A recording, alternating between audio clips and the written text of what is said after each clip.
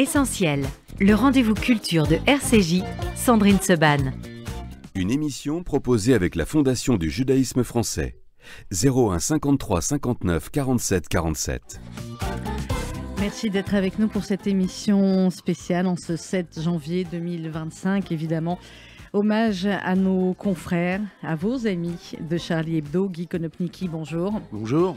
Je ne sais pas dessiner, c'est votre livre qui vient de paraître aux éditions Condottière. Guy Konopnicki, dit Konop, est-ce qu'on vous présente encore sur cette antenne? Écrivain, journaliste. Journaliste grande gueule, est-ce que l'expression vous va? En tout cas, journaliste qui a toujours dit ce qu'il avait à dire et fait ce qu'il avait à faire. Oh, oui. Grande gueule, j'ai fait de la radio aussi, mais c'était beaucoup avec la plume. Ça a été, mais effectivement, il y a des compromis que je ne fais pas. Et qu'on ne fait plus, encore moins depuis 10 ans. Encore moins depuis 10 ans, encore moins depuis 2 ans. Et puis, sur les différents sujets, parce que je n'ai pas fait seulement de la politique, j'ai fait beaucoup de choses dans le journalisme. Oui, je me suis toujours exprimé avec un maximum de sincérité et de franchise, bien sûr. Vous parlez de journalisme, mais justement, je vais démarrer cette émission avec, une fois n'est pas coutume, mais aujourd'hui est une journée différente. La commission de la carte de presse qui a rendu hommage ce matin avec ce petit mail envoyé à tous les journalistes. 7 janvier 2015, nous n'oublions pas l'assassinat dans les locaux de Charlie Hebdo des journalistes Jean Cabu, Stéphane Charbonnier, Philippe Honoré, Bernard Maris, Mustapha Ourad, Bernard Verliac, Georges Wolinski. Ils étaient reporters, dessinateurs, chroniqueurs, rédacteurs, réviseurs, rédacteurs en chef adjoint, directeurs de la rédaction. Certains étaient plus connus sur leur pseudonyme que sur leur nom d'état civil. Nous n'oublions pas également Frédéric Boisseau, agent de maintenance, Franck Brinsolaro, policier, garde du corps de Charmes, Elsa Kayat, psychiatre et chroniqueuse pour Charlie Hebdo, Ahmed Merabé, gardien de la paix, Michel Renaud, fondateur des rendez-vous du carnet de voyage et qui était invité ce jour-là à participer à la réunion de rédaction. Nous parlerons évidemment de Clarissa Jean-Philippe et de ceux tués parce que juifs à l'hypercachère. Et dans ce mail de la commission de la carte d'identité des journalistes professionnels, et j'ai trouvé que c'était très émouvant et en même temps fort la manière dont ils en ont parlé. Ils ont raconté comment chacun avait fait son dossier de demande de première carte de presse et leur numéro. Cabu, c'était le numéro 21 991. Charb, c'était le numéro 77 545. Philippe Honoré, 36 443. Bernard Maris, dit Oncle Bernard, 97 427. Bernard Verliac, 46 052. Et Georges Wolinski, 24 731. Vous êtes quel numéro, vous, Guy? 800. 37 800? Oui. Je suis 85 816. Voilà, ça peut être une anecdote, mais je sais que tous les journalistes vont comprendre pourquoi j'ai voulu démarrer par cela, parce que c'est ce qui fait la fierté quand on est un jeune journaliste, sa première carte de presse. C'est ce qu'on est heureux d'avoir et c'est ce qui faisaient leurs caractéristiques aussi, et c'est ce pourquoi ils sont morts. Parce qu'ils étaient journalistes, parce qu'ils étaient libres, parce que oui, ils étaient Charlie, et parce qu'ils avaient cette liberté et cette impertinence et tellement d'autres choses à la fois. Vous le racontez, Guy Konopnicki, dans ce livre, Je ne sais pas dessiner, c'est le T-News dont vous parlez un peu plus, parce que c'était votre ami.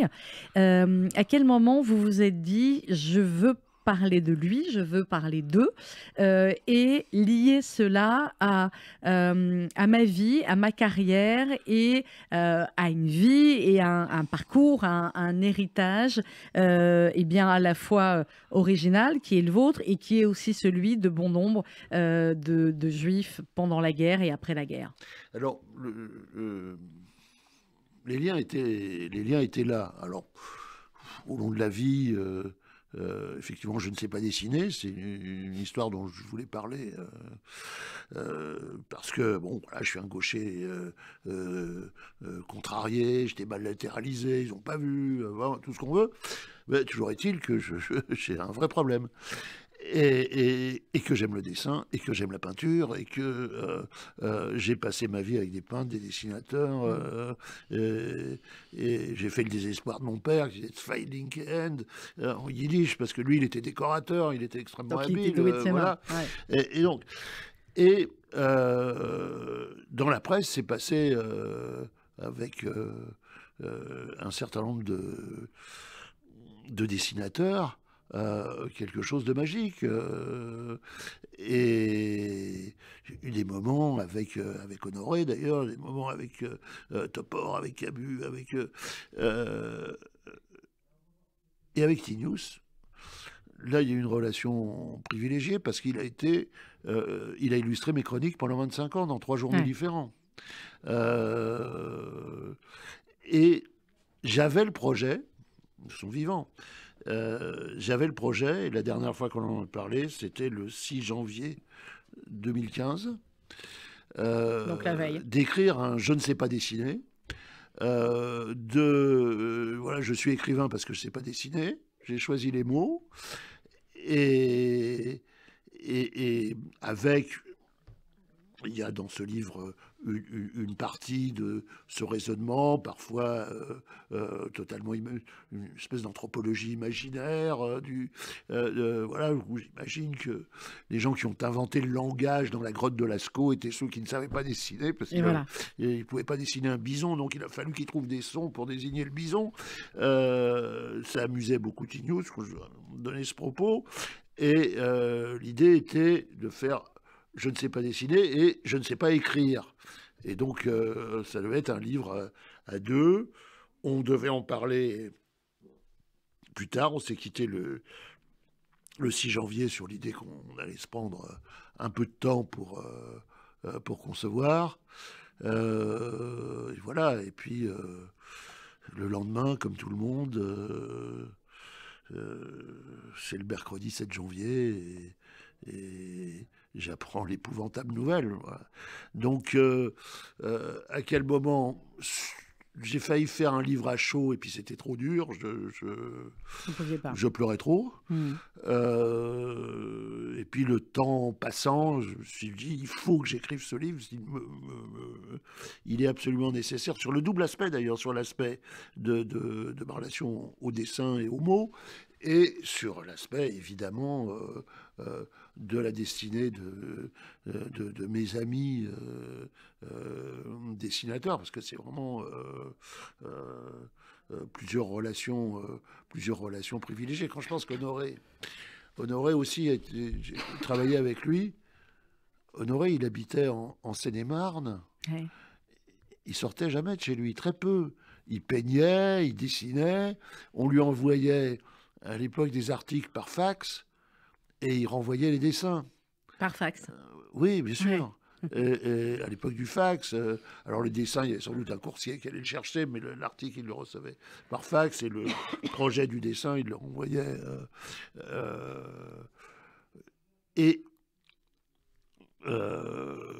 Ce jour-là, Honoré, c'était la première réunion de rédaction de l'année. Il est allé. C'est terrible, quoi. C'est le truc.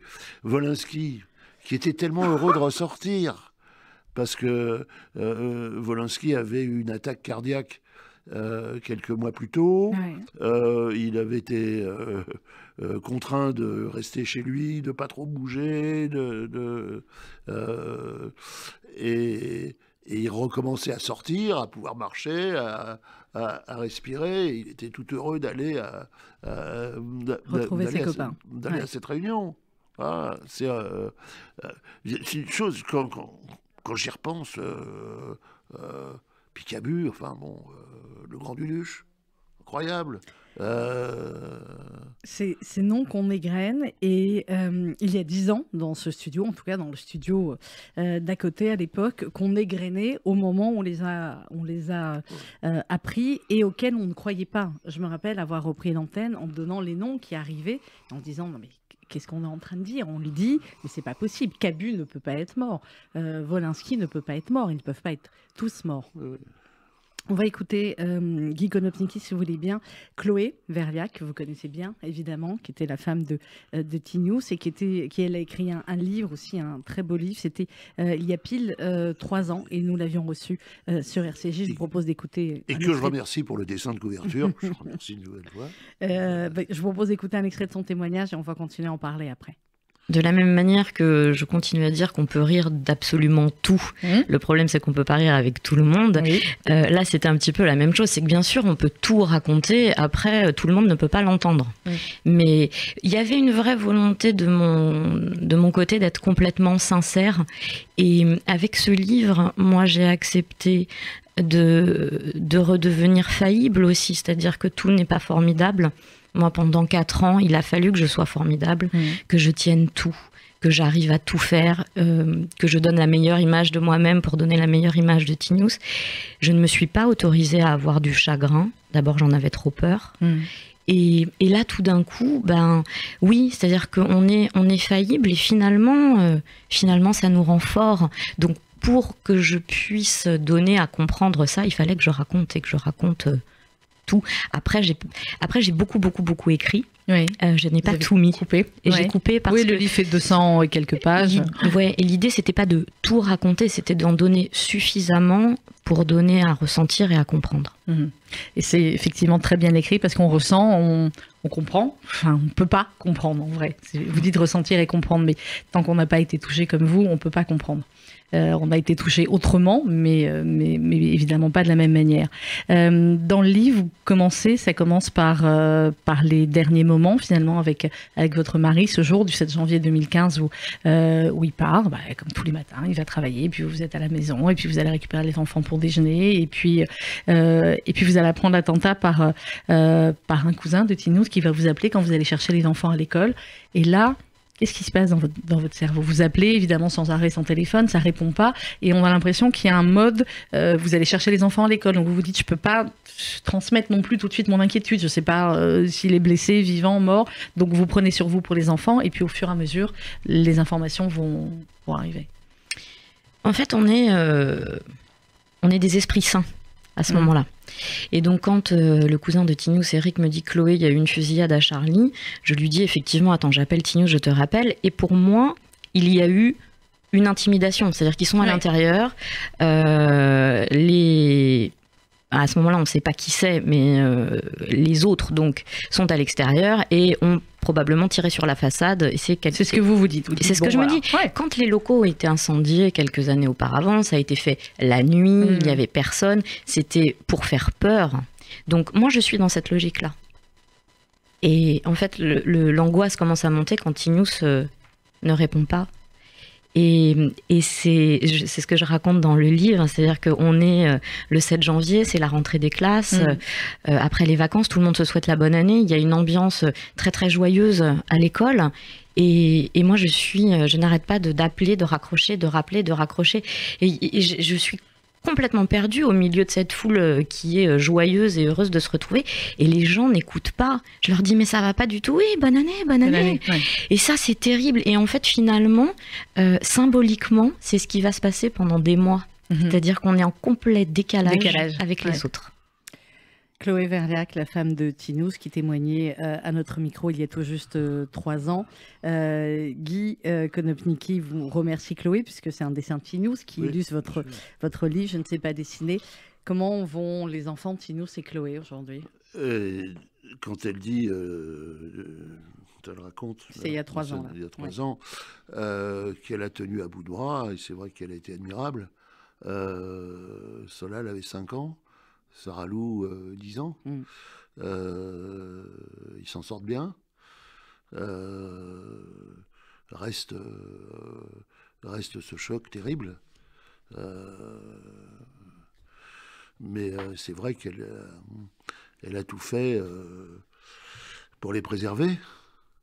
Alors, je dis à un moment dans le livre que pendant la journée du 7 janvier, on se trouvait brusquement dans la situation de nos parents qui...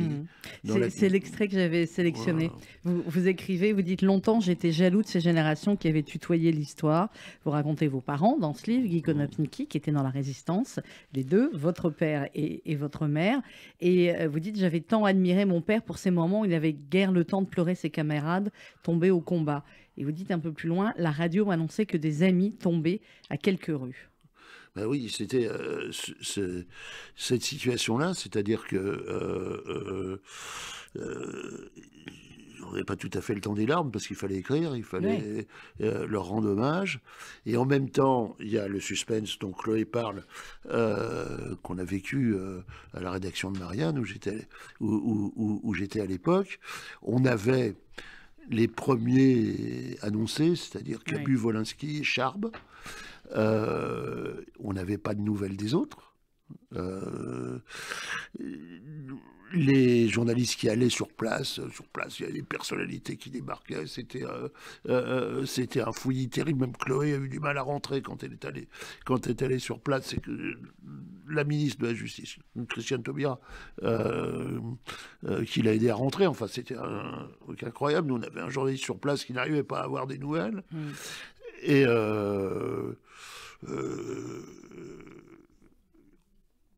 T-News, on me dit, il est dans les blessés légers. Il se trouve que les blessés légers étaient reçus à la Riboissière, dont je connaissais l'interne urgentiste. Je ne dis pas du tout. Ce qu'on appelle blessés légers ici, c'était les voisins qui ont un traumatisme parce qu'ils ont entendu des balles et qui encombrent les urgences. C'est toujours dans ces situations-là. Il n'y avait aucune trace. Et bon, jusqu'au moment où nos confrères du Figaro ont annoncé que T-News était mort. Là, on s'est regardé, je me souviens, avec les confrères, les amis, Marianne, on s'est regardé, on l'a dit, bon... Le Figaro est celui qui est le mieux équipé dans les contacts avec la police. Ils savent. Et ils ne parlent pas à la légère. C'était sur leur site, on l'a appris comme ça. Et donc, on a évidemment bouleversé nos pages, repris. Vous étiez à Marianne à l'époque? Oui, absolument. On avait bouclé la veille en présence de T-News. Et alors, mes chroniques étaient illustrées tantôt par T-News, tantôt par Pascal Gros. Et j'avais fait une chronique qui est parue, d'ailleurs, on l'a maintenue, dans le numéro bouleversé le lendemain par la tuerie. Ma chronique, c'était au secours, l'année compose le 15. En fait, je parlais de la Syrie, je parlais des risques d'attentats, de l'islamisme violent, de Daesh, etc. Et T-News me dit « Ouh là là, c'est trop dur ». Et ça, c'est des choses qui vous restent. Et donc, Pascal a fait un dessin d'ailleurs assez dur. Et puis... Et ben, le lendemain, on a évidemment bouleversé une partie du journal pour rendre hommage à T-News, pour rendre hommage à tous, mais T-News... Oui, qui était le dessinateur du journal. Qui était le dessinateur de Marianne, qui a fait le logo de Marianne, etc. Et puis, le dernier dont on a appris la mort était Bernard Maris. Oui. Je n'étais pas dessinateur, mais économiste et formidable plume. Donc il y avait deux collaborateurs communs des journaux. Et alors Bernard, franchement, donc lui, il a été transporté à l'hôpital. Il a mis un peu plus de temps à mourir. Bernard était aussi quelqu'un de merveilleux. C'était...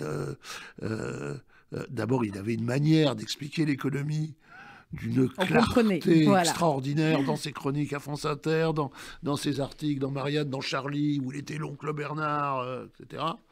Et une lecture tellement originale. Et quand je pense que des gens qui prétendent... combattre l'ultralibéralisme, le capitalisme, piétine joyeusement le cadavre de Bernard Maris, c'est quand même pitoyable. Voilà. Vous retrouvez Guy Konopnicki, vous le racontez dans votre livre, à écrire la nécro de votre pote. Alors effectivement, quand on est journaliste, il y a des nécrologies qui sont déjà faite. On le sait, que ce soit à l'AFP ou que ce soit même nous, on sait que pour certains grands de ce monde ou certaines personnes un peu âgées ou dont on sait malade, bah oui, certaines nécros sont prêtes évidemment à l'avance. Là, personne n'avait préparé les nécros de 7 journalistes en pleine forme et tués dans leur salle de rédaction. Oui, des nécros d'avance. J'ai dû en faire 2 ou 3 dans ma vie, dont celle de Simone Veil. Mais elle était déjà malade. Elle était, oui, rien à voir.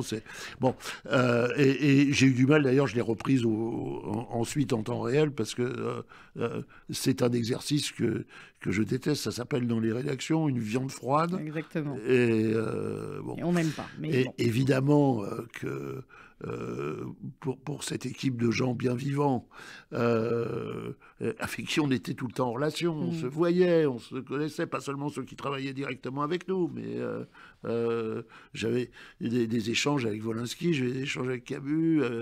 Bon. Il n'était pas question de faire des nécros. Ça n'allait pas ensemble. Ça n'allait pas. C'était la vie.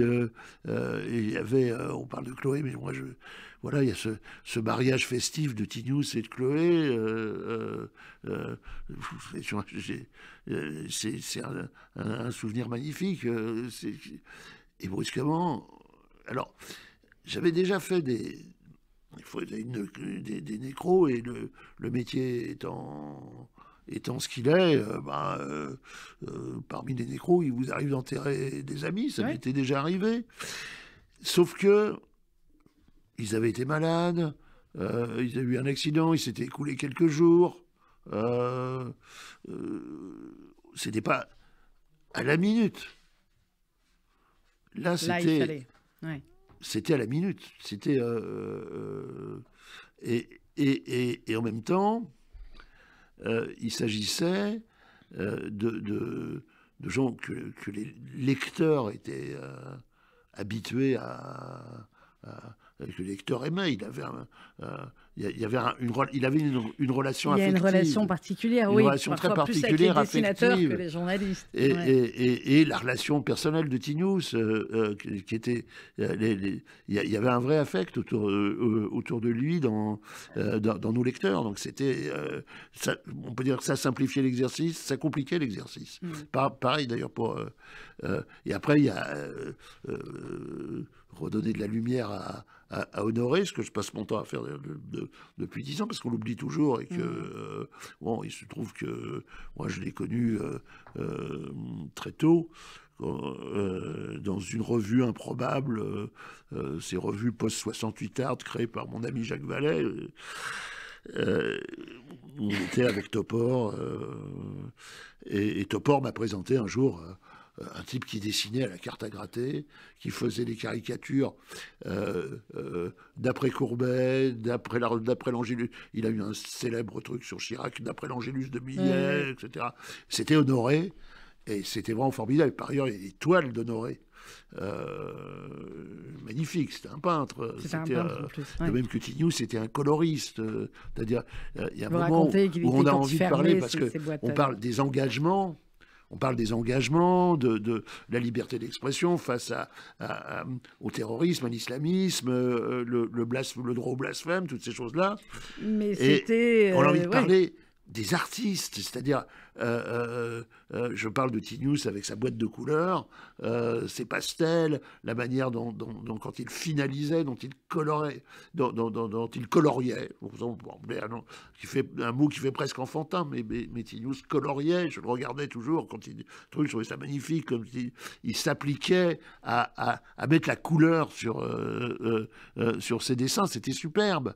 Et de même Honoré, de même Cabu, le trait de Cabu, c'est incroyable. Cabu, j'ai travaillé chez Michel Pollack à Droit de réponse, donc j'étais derrière. Sacrée émission, hein. Voilà, j'étais derrière, j'ai travaillé pendant quelques mois, j'étais de ceux qui préparaient les dossiers, et quand on était en direct, Cabu dessinait en direct. Ah oui, mais c'était dingue. Et c'était, alors ça se fait aujourd'hui dans plusieurs émissions, mais il faut savoir que ça a été créé là par Camus, Lou et Ciné. Oui, j'ai fini par me fâcher avec Ciné aussi. Oui, il y a de quoi. Il y avait de quoi, mais c'est comme ça. J'ai eu du mal parce que, effectivement, c'est comme ça. C'était tout de même c'était tout de même un grand dessinateur. Mais bon. Camus dans Droit de réponse, et puis ensuite pour beaucoup d'entre nous, d'autres générations, avec Dorothée. Avec Dorothée, absolument. Voilà. Ça, c'était. Moi, j'ai vu pour les générations d'après, tout le monde parlait du Club Dorothée. Évidemment, moi, j'ai jamais vu le Club Dorothée. Enfin, si, j'ai vu quand ma fille le regardait, mais évidemment que c'était. C'était ce qu'il. Et c'était déjà ça, au fond, parce que pour nous, c'était le Grand Duduche. Voilà, et donc. Et après, c'était le nez de Dorothée. Ouais. Dans ce livre, Guy Konopnicki, Je ne sais pas dessiner, aux éditions Condottière, vous racontez effectivement ces moments. Vous dites que c'était des années merveilleuses, et vous avez évidemment dans le livre toute une réflexion sur le journalisme tel qu'il a été quand vous avez démarré, tel qu'il est aujourd'hui. Et vous dites ce journal qui a accompagné notre conquête des libertés. Vous le rappelez il y a quelques instants. Voilà, se dire, Charlie, ce n'est pas seulement aujourd'hui dire qu'on est évidemment pour la liberté d'expression, c'est aussi toute une époque qui a marqué toute une génération, et voire même d'autres après, de journalistes. Ah bon, oui, parce que c'est très clairement la fin, c'est la fin du gaullisme, la naissance de Charlie. Je ne dis pas que nous n'avions pas de liberté sous le général, ce serait faux, mais il y avait une certaine pudeur, une certaine pudeur obligatoire, il y avait un encadrement, et puis on sait évidemment tout ce que ça a été sur les mœurs, quand De Gaulle disait « vous n'avez pas sacrifié la France à la bagatelle », et quand finalement il accepte en décembre 67 la loi Neuwirth qui libéralise la contraception. Bon, et cette République un peu austère qui est bousculée en mai 68, et puis il y a Harakiri, qui est l'ancêtre. C'est une période quand même où l'humour explose tous les côtés, parce que, je le dis, on est les enfants de Pierre Dac et Francis Blanche, on est les enfants de Le Samuel, de Pilote, de Goscinny et Uderzo, de plein de choses comme ça. Et alors, il y a ce moment, il y a quand même les limites, ce sur quoi on plaisante pas, la mort, les tragédies, etc. Non, eux, ils y vont surtout. Et eux, ils y vont surtout. Harakiri, hebdo, titre, balle tragique à Colombey. Alors, non seulement c'est la mort du général, bien sûr, et en même temps, le fait divers épouvantable qui a endeuillé la France, c'est cet incendie dans un dancing des Alpes, c'est Saint-Laurent-du-Pont, où les sorties de secours étaient verrouillées par des cadenas. Donc, ils y allaient surtout. C'est une horreur, quoi. C'est toute la jeunesse d'une petite ville qui a été décimée. Et donc, il y a la référence qui n'était pas injurieuse pour les morts, mais qui était une forme d'humour extrêmement limite. Qui aujourd'hui, je sais bien qu'on est tous à se poser les questions aujourd'hui, effectivement, vous montrez ces unes-là où certaines... et on ne va pas parler des caricatures, mais certains dessins à des jeunes journalistes ou à des étudiants, ils vont vous dire « Oh là là, comment on fait ça ?» En 10 ans, on a beaucoup perdu.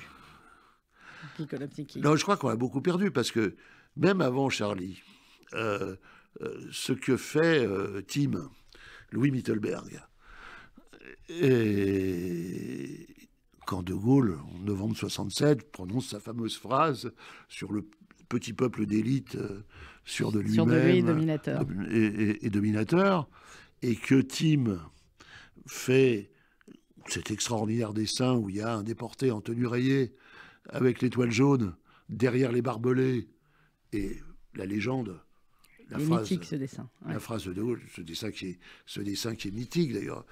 Nous s'était un jour amusé avec, on a fini par le... Et il il y avait une vague de froid en Pologne, il y avait des morts, et le dessin de Tignoux, c'était « Les Polonais ont froid », et il y avait le déporté, le même que celui de Tim, qui disait « Petite nature ». Je lui ai fait finaliser ce dessin pour Marceline Loridan, qu'il a adoré. Et voilà. Et donc ça, cet humour-là est aujourd'hui extrêmement difficile. Parce que... et pourtant, il y a moins de survivants que ça pourrait choquer, etc. Mais parce que tout le monde s'estime choqué surtout. On va en reparler dans un instant, Guy Konopnicki. Mais je voulais qu'on passe cet extrait à 11h35. Il est 11h35 sur RCJ et c'était il y a 10 ans à 11h35. 11h35, mercredi 7 janvier, rue Nicolas Appert. 2 hommes cagoulés armés de Kalachnikov regagnent leur voiture. Les frères Kouachi revendiquent l'assassinat des dessinateurs de Charlie Hebdo, quelques minutes plus tôt. Ils viennent d'échanger plusieurs coups de feu en direction des premiers policiers arrivés sur les lieux. À gauche! Là! Rapidement, ils prennent la fuite, mais à peine quelques mètres plus loin, les voilà bloqués par une patrouille de police. À nouveau, les assaillants ouvrent le feu. Les policiers font marche arrière tout en essayant de riposter. Lorsqu'ils arrivent boulevard Richard Lenoir, ils tuent froidement Ahmet Merabet, un policier venu en renfort, avant de prendre la fuite pour de bon. Une fusillade vient d'éclater à Charlie Hebdo. Difficile à cet instant d'en savoir davantage. Les journalistes arrivent sur place et assistent aux premiers soins prodigués par les secours. Très vite, ce sont des dizaines d'ambulances, de pompiers qui investissent les lieux. On découvre que la plupart des dessinateurs, des journalistes, des collaborateurs de Charlie Hebdo présents ce matin-là viennent d'être assassinés. Sujet de nos confrères de TF1 quelques minutes après, il me semble important de réentendre les bruits pâles et la phrase des terroristes. Et comme à notre habitude, sur cette antenne, on cite le nom des morts ou des blessés, des victimes en tout cas, mais nous essayons, tant que faire se peut, de ne pas citer le nom des terroristes. C'est ce que nous demandait à chaque fois Samuel Sandler quand on parlait de ses enfants, de ses petits-enfants et de la petite Myriam. Ces bruits terribles, Guy Konopnicki, c'est aussi autre chose dans lequel on a basculé depuis ce 7 janvier 2015.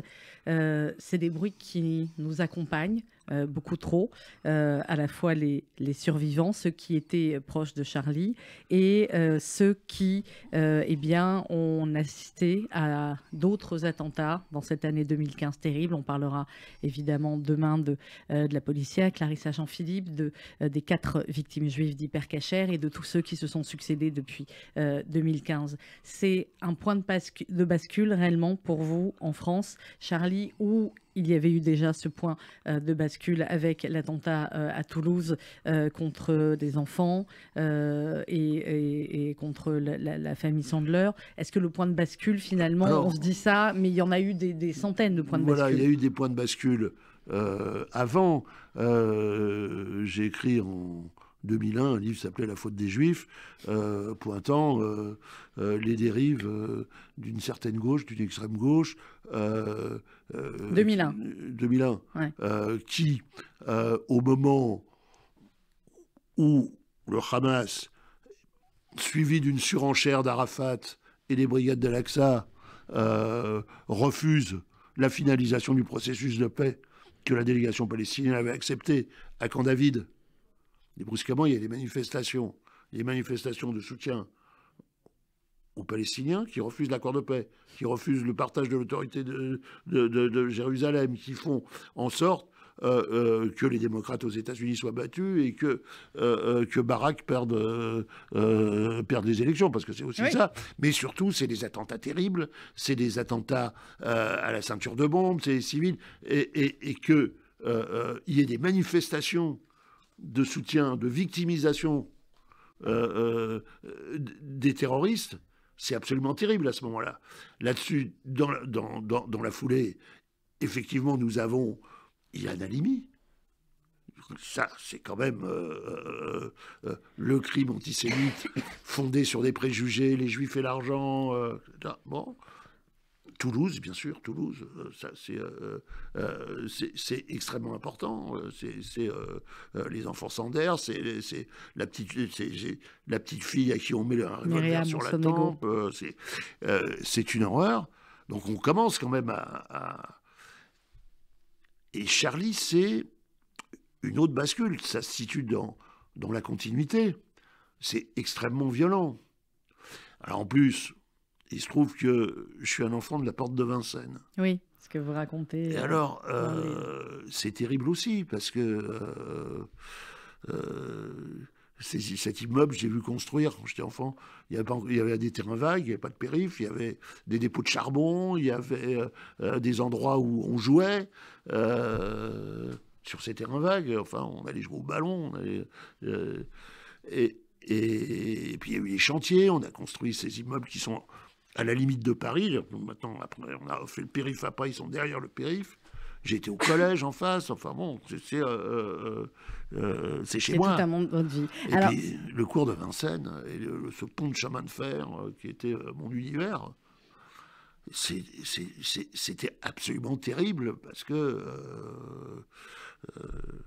voilà, survenant 2 jours après Charlie.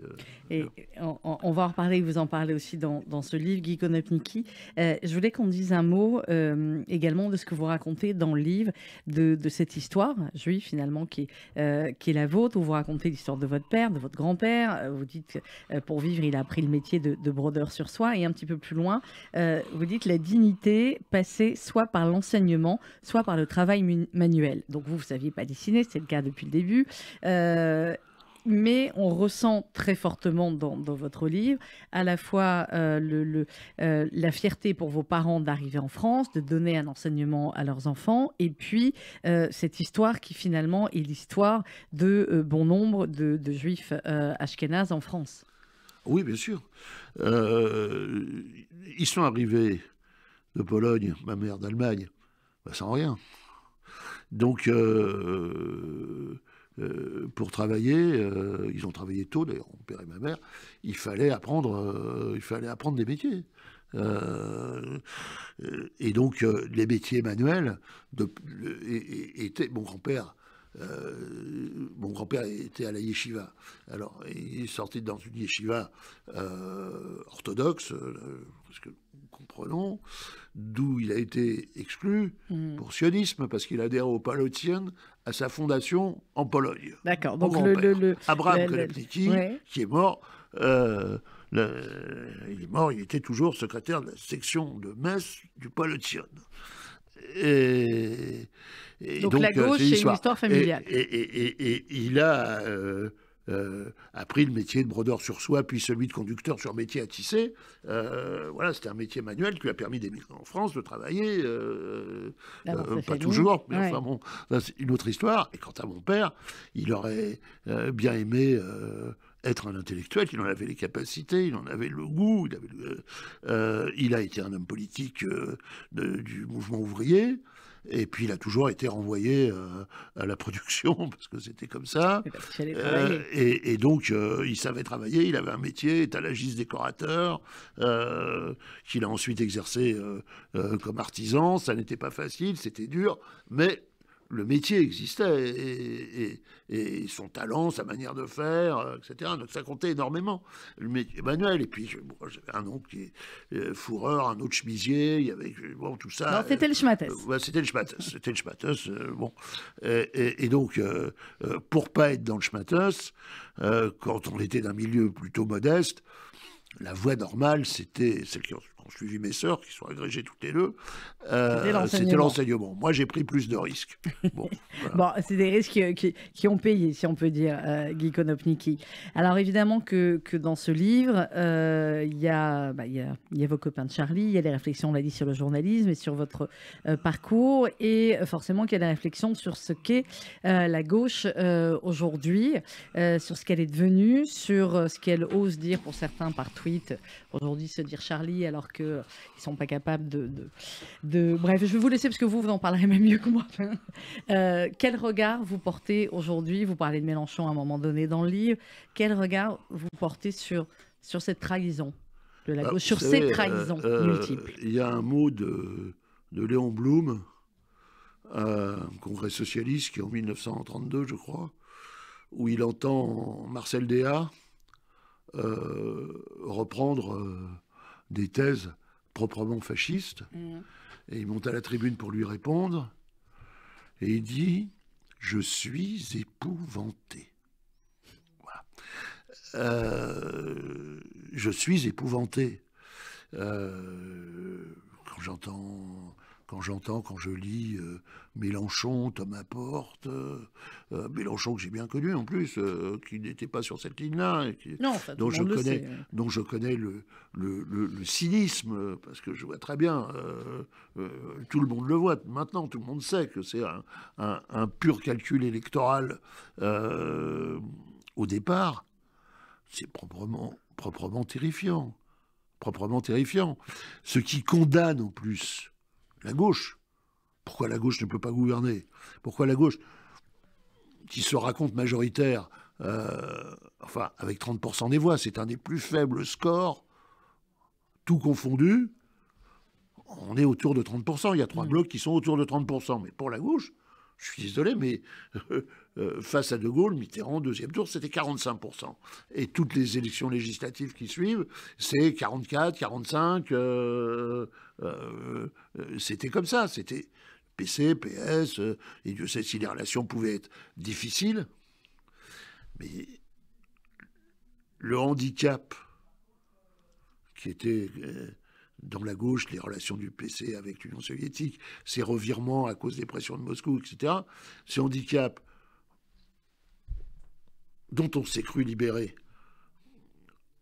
Ils sont revenus autrement. En 1989, vient un handicap pire, qui est le lien avec le terrorisme, la justification du terrorisme, la mise en cause des alliances de la France. Sur X, Mélenchon aujourd'hui conteste la version du retrait du Tchad et du Mali, alors, en accord avec le gouvernement, ce qui est quand même la réalité. Même si ça ne nous plaisait pas. Oui, mais enfin, ça ne le dérange pas de contester des traites chauves. Mais même si ça ne nous plaisait pas, et brusquement, le voici...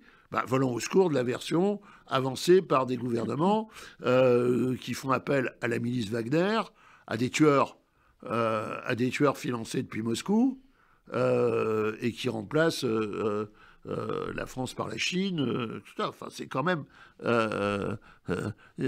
effrayant du simple point de vue de l'intérêt national, au-delà de la question de l'antisémitisme. Au-delà de cette question-là. Il y a vraiment... Alors, Guy Konopnicki, évidemment que à la fin du livre, je ne sais pas dessiner, aux éditions Courdautière, vous parlez du 7 octobre 2023. J'ai amené exprès ce matin la couverture du numéro suivant de Charlie Hebdo, qui est le numéro du 14 janvier, que je vais montrer pour ceux qui ne s'en rappelaient pas, où il y avait effectivement le tout est pardonné, et parce que je voulais que cette couverture soit à côté du portrait des otages qui sont devant nous, parce que ces images veulent dire beaucoup de choses, et que c'est le même islamisme, c'est la même idéologie de l'islamisme terroriste qui les a tués, qui les a enlevés, pour ceux qui sont devant nous. Et vous écrivez à un moment donné, vous dites le 7 octobre, vous pensez à quelqu'un, vous dites je pensais à Alexandre qui venait de nous quitter, et un peu plus loin vous dites depuis un demi-siècle, j'ai été de tous les comités Théodule pour la paix, par le partage de l'ancienne Palestine britannique en 2 États. En France, les manifestations pour la paix sont plus souvent groupusculaires, elles rassemblent quelques centaines de juifs pour au mieux une dizaine de musulmans. Lors de la signature des accords d'Oslo, vous racontez les manifestations qu'il y avait eu en 93, et vous n'étiez pas nombreux à cette manifestation pour célébrer les accords d'Oslo. Et un peu plus loin, vous dites que le 9 janvier 2023, vous avez ressenti la solitude des Juifs lors de cette manifestation au Trocadéro, où était donc passée la foule de janvier 2015. Les meurtres terroristes perpétrés en Israël ressemblent pourtant à ceux que nous avons connus en France, à Charlie, à la Porte de Vincennes, au Bataclan, et le même jour aux Terrasses des Cafés, puis à Strasbourg, à Nice, etc. Oui, il y a, au-delà de cet antisémitisme politique qui se manifeste sans complexe à l'extrême gauche. On va pas parler d'Abou Emric Versali, très joli mot de Sophia Aram. Mais au-delà de cet antisémitisme politique déclaré, il y a une très grande difficulté chez les politiques français, y compris ceux dont on peut se sentir proche sur la question d'Israël, à faire le lien entre le terrorisme qui a frappé la France, qui est pourtant d'ailleurs associé à un djihadisme qui est celui de Daesh, donc c'est l'Irak, la Syrie, donc c'est quand même directement ancré dans le Proche-Orient, ce qui a frappé la France au Liban, on l'oublie toujours. Oui. On ne les oublie pas, enfin, le Drakkar, les militaires français. Et M. Delamarre, l'ambassadeur de France assassiné. Hein. On a un mal fou à faire le lien entre ceux qu'ont vécu les Israéliens le 7 octobre et ce qu'on a vécu en France. Or, au Festival Nova, comment ne pas penser au Bataclan? Brusquement, vous allez écouter de la musique, vous allez danser, et on vous mitraille. C'est les mêmes. C'est le même terrorisme, et cette monstruitude. Alors, évidemment, le FIA, le Hamas, c'est des résistances, c'est horrible de dire une chose pareille, mais on sent bien que chez d'autres politiques, c'est tout de même la question palestinienne, c'est différent, etc. Ouais. Et ça, c'est pas supportable. C'est-à-dire, il y a le terrorisme motivé par une vision totalitaire du monde, c'est-à-dire l'islam doit dominer, il ne doit pas y avoir d'État juif, mais il ne doit pas y avoir de démocratie non plus, ni de république laïque. C'est bien le même ennemi, clairement, les mêmes méthodes. Parce qu'enfin, foncer avec un camion dans la foule du 14 juillet, parce que c'est quand même le 14 juillet, à Nice, dans un marché de Noël, assassiner un prêtre, rentrer dans une église en Normandie, puis à Nice aussi, aller au Bataclan, mitrailler les terrasses de café à Paris, parce que quand même, on dit le Bataclan, mais ce jour-là, il y a la belle équipe, il y a le petit carillon, il y a les cafés. C'est quand même... Et le refus du lien, c'est-à-dire la solitude qu'on a ressentie à la manifestation au Trocadéro, il y avait quelques écharpes tricolores, et je me dis, au fond, cette solitude, je l'ai ressentie aussi quand il s'agissait de la paix. Parce qu'au moment des accords d'Oslo, à l'époque, je suis conseiller régional d'Île-de-France, Génération écologique, donc je suis un élu de gauche. Nous organisons avec des camarades écolos, socialistes et des communistes, d'ailleurs, c'est Robert Huy qui était dans le coup, on va organiser un grand rassemblement, un grand rassemblement pour saluer la paix à la place d'Opéra. Et à un moment, on se trouve et on se dit, on va aller à la tribune à tour de rôle, parce que sinon, il y a plus de monde sur la tribune que sur la place. C'est terrible. Pour la paix, on ne vient pas. Pour la paix, on ne vient pas. Par contre, soutenir un quand mouvement il s'agit de soutenir un mouvement terroriste, les manifestations pour la guerre qu'on a connues en 2000, en 2014 et maintenant, les gens ont défilé quand même dans les rues, ont occupé des universités, etc., pour soutenir les terroristes pendant qu'il y avait 200 otages. Et pendant qu'il y a toujours 100 otages. Ah, il y a toujours 100, oui. Oui, à ce moment-là, vous avez raison. Et quand les roquettes pleuvaient, celles du Hezbollah et celles du Hamas, visant des objectifs civils, s'il n'y avait pas eu le dôme de fer, il y aurait eu plus de morts en Israël qu'il n'y en a à Gaza.